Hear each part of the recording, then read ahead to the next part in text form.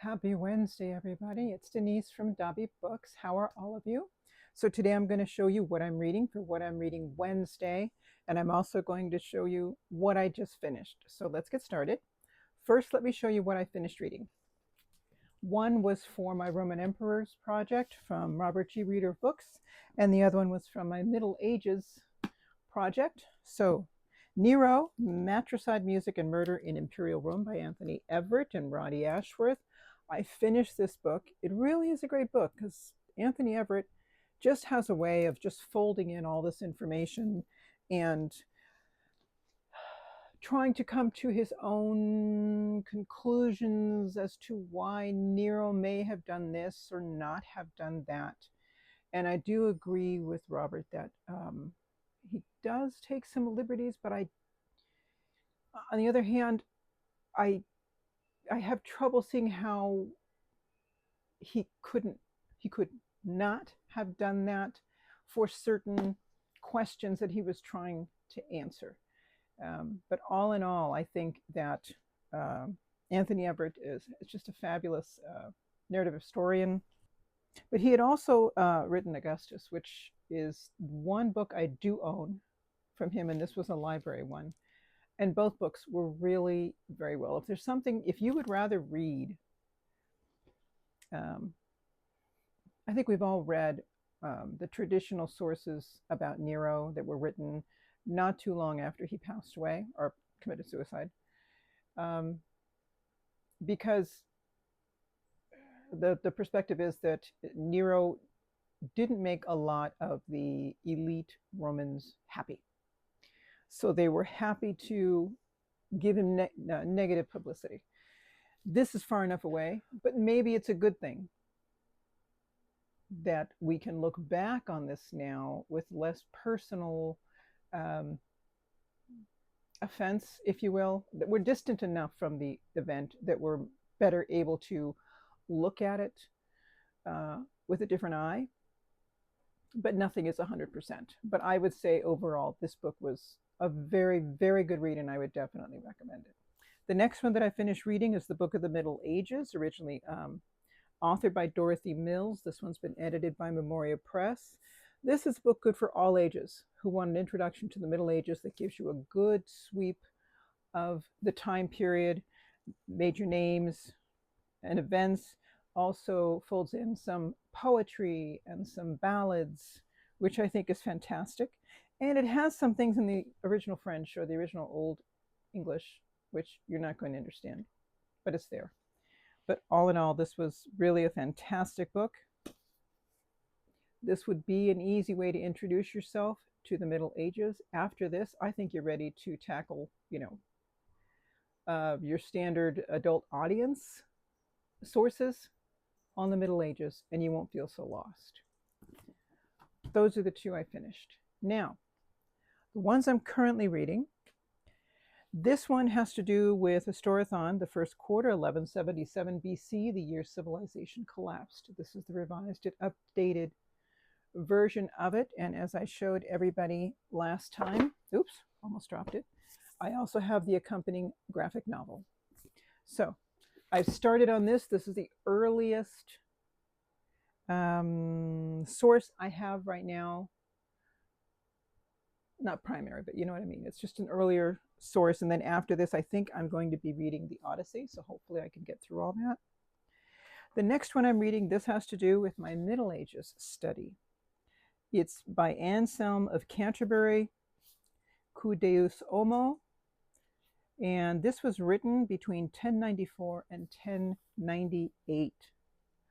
And Deus, Homo is Latin for why the God-man. So it's talking about the incarnation of Christ, basically, God becoming man. It's not a very thick book. I figured this would be a good place to start. This seems to be the recommendation of a lot of, when I look at canons, lists and canons, this one seems to be the big recommendation. So I'll start there. The chapters are not that long. So you see chapter 13 there, the next one at the bottom, the next one on the right. It's not fast reading, but it's good reading. So I started this as well for Middle Ages. And the next one that I'll be reading for the Roman emperors is 69 AD, the year of 4 emperors. So these are 3 books that I have started that I'm currently reading. Last but not least, let me squeeze in some books that I just got. I don't know why I am on this. I can't find the book. I put it down here somewhere. I don't know why I'm on a cookbook phase. And recently I came upon, I remember when the movie Julie and Julia came out, and it was about the story of Julia Child and, you know, and how she became who she was. And it was a very enjoyable movie. I liked it, but I never thought anything of it after that. But for some reason, because I'm on this cookbook interest, I had to think about that. Why? Never been really huge on cooking, although I do enjoy Thanksgiving. That's the one time of year I love to just go all out, make traditional recipes, try a couple of new ones, and make a whole lot of food. It's just it really satisfies me. I look forward to it. And going back to Julia Child, somewhere, it might have been on one of those book reviews, something that was pertaining to books and things coming out. They brought up Julia Child again. And the original book that she had published, which was entitled Mastering the Art of French Cooking, was originally published in 1961. And it was an introduction to all of us in the United States to French cooking, which was this huge mystery to everyone. It really did change the American cuisine after that.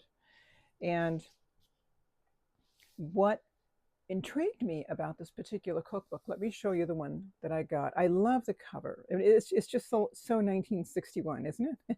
It's just it has sort of a retro look to it, and I thought it was great. So what's interesting about the Julia Child cookbook is they don't just have a collection of recipes. It actually shows you what to do, why to do it that way. And it really goes into a lot of detail. So you may have a recipe that's not that long. So you might have this with a potage parmentière, which is leek or onion and potato soup. It starts, let me see. So starting here. And then on to the next page here. And then it stops. Below that are variations to the same recipe. But on other pages, which is good because you can see how those variations can affect the recipe itself. On other pages, and this is, I hope I can find one quickly for you, you may find a recipe that is quite long. And that is because, let me see, beef stews.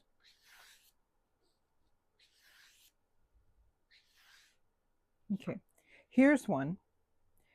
It has the French title, which I'm not going to be able to even attempt.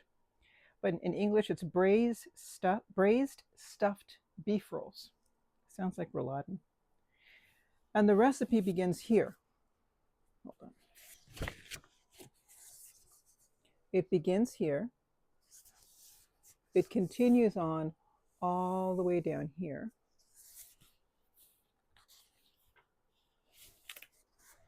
And continues on all the way down here. And it ends on the next page about a quarter of the way through with variations. The reason being is that rather than just give you a recipe and say, do this, do that, do this, do that, what Julia Child and her companions wanted to do is to help you understand why it's done this way and how you can alter it if you want, and this is what may happen. It really educates you about the ingredients so that over time, you actually don't need to go to a recipe every single time. You start to understand why things work the way they do, and you're able to apply this on your own not just with those recipes, those original recipes, but with other recipes that you may also be trying. You have that knowledge behind you. Very much like the other cookbook I showed you, which I'm not going to remember now, which is like salt, sweet, something, whatever. Same concept. It really tries to help you become familiar with ingredients, what they do, how they affect each other, how heat and cold, etc., affect those ingredients. And that's, I think, the kind of cookbook that interests me, and that's why I think my eye was really pulled towards this one by Julia Child. Here I was sitting at the kitchen table, and my husband walks in, and I'm just buried in a cookbook, fascinated with a cookbook. Who would have thought? But this is really neat. And why am I doing that? I think it's because I am approaching not full retirement, but pre-retirement, where I'm going to be working part-time, but also, collecting retirement income. And I think I'm in that mindset that I was in when my children were young, and I didn't have a lot of time to myself. I had to focus on the kids and the daily schedule and whatnot. And I kept dreaming of that day when they'd be older and I'd have more free time, and there was this I was going to do and that I was going to do and whatever. And when that day came, I didn't see it coming. It completely walked past me. I don't know whether it was a year and a half later, really. A year and a half later, I stepped back and I was like, oh my gosh, I've arrived. And then I just started having a blast. So I think I'm having this same experience, that now that I'm going to have a little more time to myself, I think I want to get busy in that kitchen and have some fun with these recipes that I never would have really had time for unless it was a holiday. So there's that. All right, the last of the new books.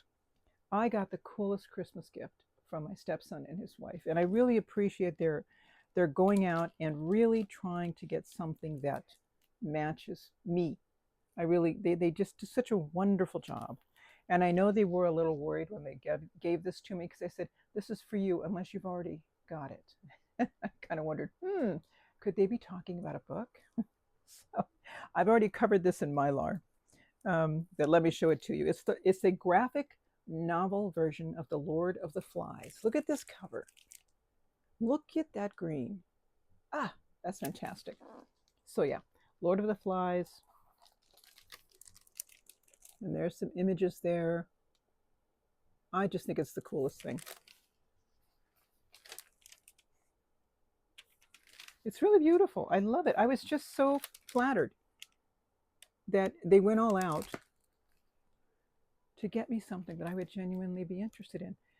I don't think I've ever had any one of my siblings ever try to get me a book. Really, I think maybe it was maybe it was above their confidence level, I guess. They didn't know what I'd like. They aren't really readers, but I was just so flattered that this was my stepson and his wife that put forth this effort for me, and I was very touched by that, and I think it's a beautiful gift. That was published by Penguin, by the way. And then, I just wanted to show you, I already have the regular novel Lord of the Flies, and this was the Penguin Classics Deluxe Edition, which is another cool cover. So now I've got my set, and this gets its smiley face sticker because it's got a graphic novel version to it. And the other two books I got, remember how I told you that I liked reading the traditional critique of a novel, some sort of work of literature? And I had come upon the Ignatius critical editions, which seemed to lean toward that, because I had a lot of the modern literary criticism, and I was just kind of like, okay, I know there was a different, when I was in school, was it the 70s? Yeah, early 70s, younger grades, being introduced to that sort of thing. I remember a more traditional, and I went to a Catholic school for several years, not my entire schooling years, but for several years. And I remember a more traditional way of critiquing literature. And I couldn't find that. So the Ignatius critical editions reintroduced me to that. And I thought, I'd like to get more of these along the way as I find them. And I did. There was a special. And I purchased Frankenstein by Mary Shelley, which I've already read I read the 1818 edition. I guess this is based on the 1830 edition. And then the second one I got was for Pride and Prejudice by Jane Austen. And I guess now I'm not going to put it with my Jane Austen collection. I think I'll have a separate section with my Ignatius critical editions. And it's wonderful because I think the margins are very good. I think the typeset, the font is very good. And then in the back, let me see. There are let me go to the table of contents. It'll be much quicker. This one's edited by Joseph Pierce. I am familiar with this person. And it has 1, 2, 3 criticisms. One by Anthony Esselin. I know that name, but his name is among Catholic circles, so some of you may be familiar with him. The other one is by Richard Harp. I haven't heard of him before. And the last one is by Douglas Lane Patey. And the title of those critiques are, the first one, The Grace of Inequality, the second one, The Comic and the Dramatic in Pride and Prejudice, and the third, The Voices of Pride and Prejudice. There's an introduction by Christopher Bloom. I know who he is. It could be Christopher Blum. And then we have the text. For the Frankenstein one, the criticisms come from Joe Bath, Philip Nielsen, Thomas W. Stanford III, and Aaron Urbanzik. I don't know a single one of those people. But the title of those critiques are The Spark of Life, the Science Behind Frankenstein, Frankenstein as Mythic Tragedy, the Horror Story of a Culture of Death, Will the Real Monster Please Stand Up, Creator and Creature in Mary Shelley's Frankenstein, and finally, You Have Read This Strange and Terrific Story, the epistolary novel as monstrous reading in Mary Shelley's Frankenstein. So I look forward to reading these. I've read both of these books, so I can go straight to those criticisms and compare them to the ones that I would read in the Norton critical editions. I don't know if Penguin Classics, I think Penguin Classics may have a couple of criticisms in the back of their books. I could be wrong on that, but I look forward to comparing them. That's what's really getting me. So there we go. I have these two. I have the big one, Lord of the Flies, my second cookbook, Mastering the Art of French Cooking. So here's my stack of my little book haul that I had for the week. So everyone, that's it. I hope I didn't keep too much of your time. I am feeling better. Sitting is still hard for me. I'm sitting now because I'm in a soft chair and I took some Advil. So I'm doing okay.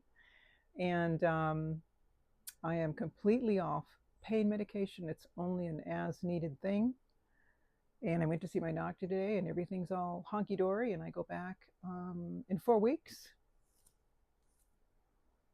And I actually did a little light cleaning the other day because I couldn't stand to sit around and look at dust. So that's just me being very anal. Have a good rest of your week, and hopefully I'll get to see you all in just a few days.